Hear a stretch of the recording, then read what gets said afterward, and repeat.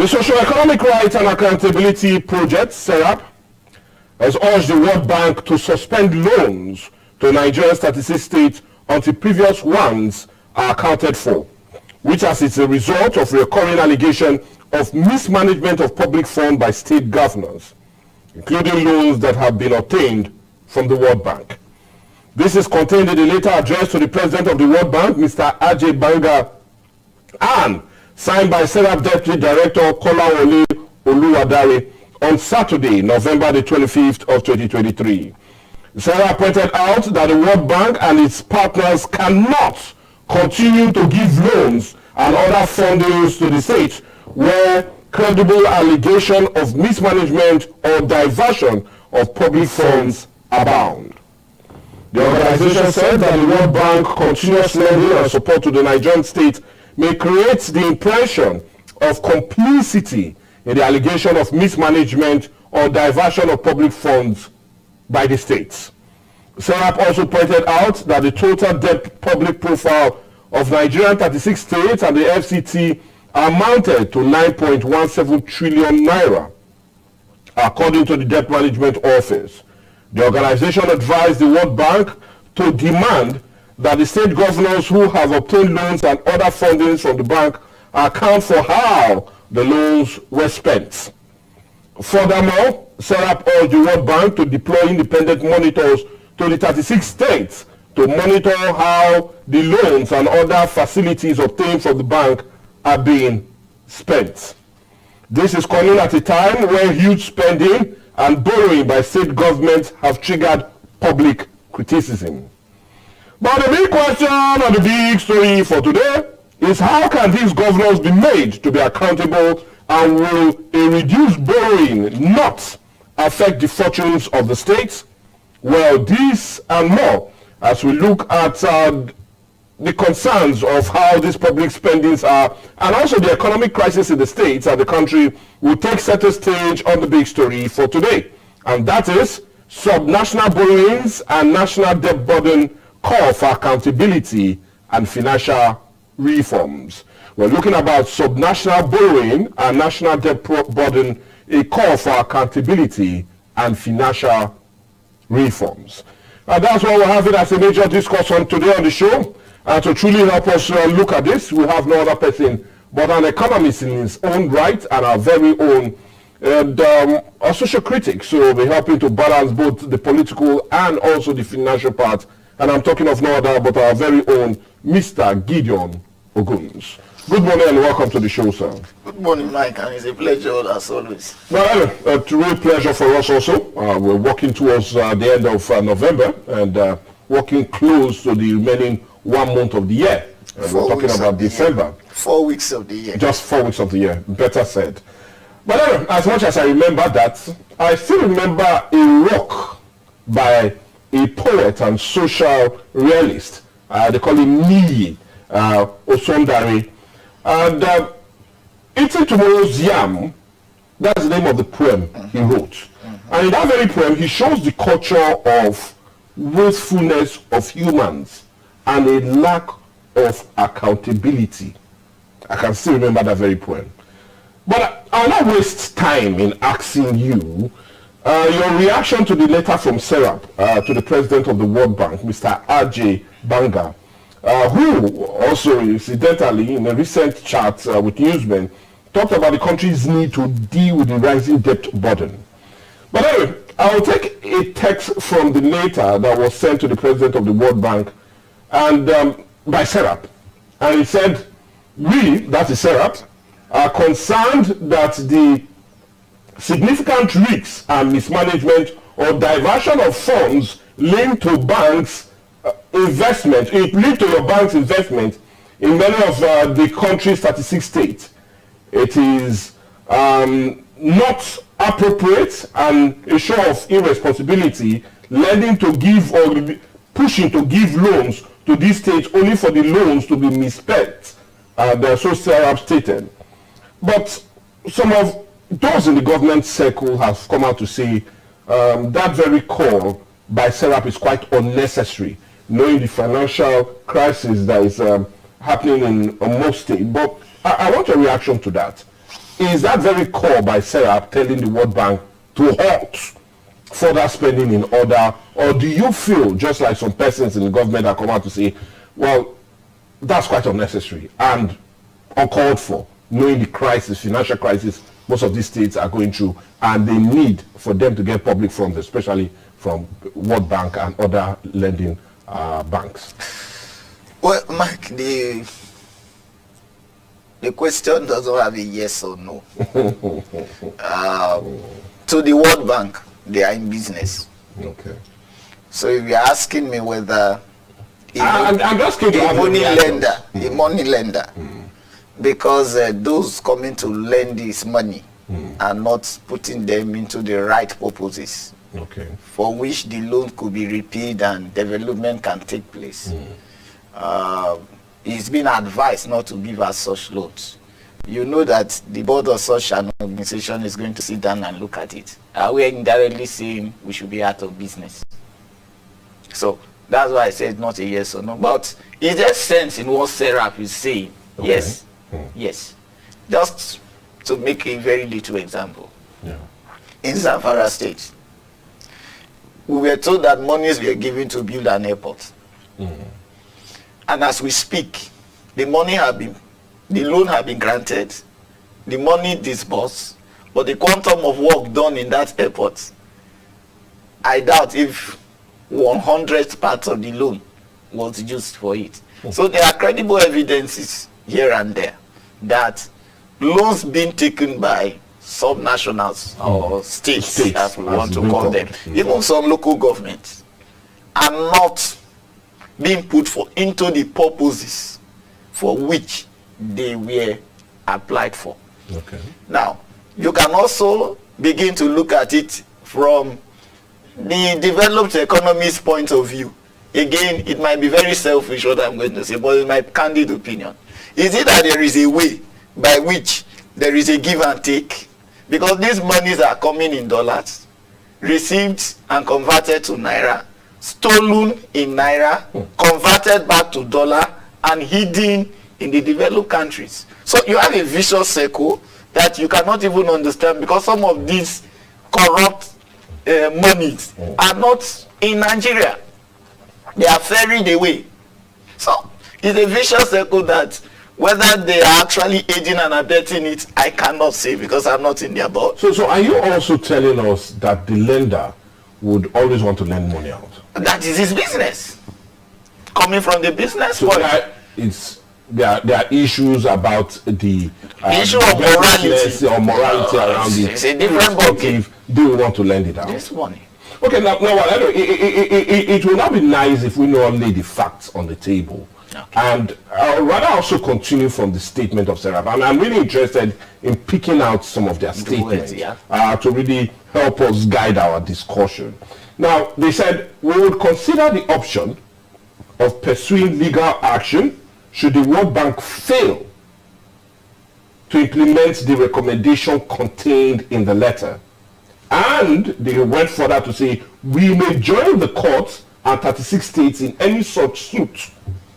That's what Serap said. I'll ask you this. Now, laying the plan, Serap did this to say, this is their plan. They're laying out their plan or action that they will take out if the World Bank fail to go through that recommendation of telling them not to go ahead to lend states. But I rather want us to lay the facts of the recklessness of these governors.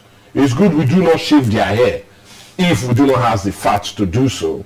And I would rather start with them owing about 9.17 trillion naira, according to Debt Management Office. And funny enough, in the last 9 months, also according to a Punch report, it says the state has spent about 1.71 trillion in the last 9 months. And funny enough, on recurrent expenditures, including allowances, foreign trips, office stationaries, and even aircraft maintenance. And you wonder, aircraft maintenance, when they would have, many would suggest they fly second class, not first class. They won't take a trip. Rather take a trip and go through the way we are going through. But they're even using money for aircraft maintenance and also Reliable information reaching our investigative decks of Quest today shows that the state governors have also borrowed 46.17 billion from 3 banks. We will not mention the banks, but reliable information from Quest here shows they borrowed about 46.17 billion from 3 banks just to pay January to June salaries of workers. Now, do you feel it's enough pointer to the fact that accountability is lacking on the part of these governors? Hence, that call by Serap seems to be in order. Mike, if we don't mix the two issues, because both are valid on their own. Valid on their own. On their own. Okay. The issue well, of the fact. The issue of accountability. Yes. Where are your facts? The issue of accountability cannot be swept under the carpet. The fact that we are wasteful. I go back to that poet you have quoted, yes, which actually, if I put it in my own words, said, when a man eats his yam that he should have saved was placed in a safe place to plant tomorrow, today, he have only postponed his hunger. So the point is, we are wasteful. The governors yes, are wasteful. Wasteful to the intent that, let me deal with the parts of government, then I'll come to Sarah. The issue is government or governors know that there is a responsibility to develop their states.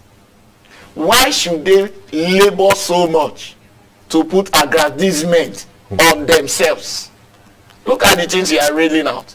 Aircraft maintenance. Sorry, can I make dead hands laugh? Can we make dead hands laugh? Okay, let's go. Over this weekend, you can count the number of SUVs that plowed this route.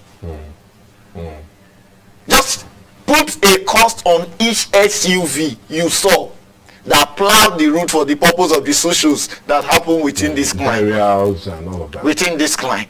And how much is that? Which of them is the politician's salary? Which of them is the public official's salary? None. All seems to be. They are all coming public from engagement and coming from public. So you discover that we are wasteful. For a trip that 5 persons are needed, you are going to carry like 100 people who have little or no business. Now, we all know the cost of fuel today. Because irrespective of who is moving on the road with a vehicle, is going to buy fuel. There's no government allocated fuel anywhere.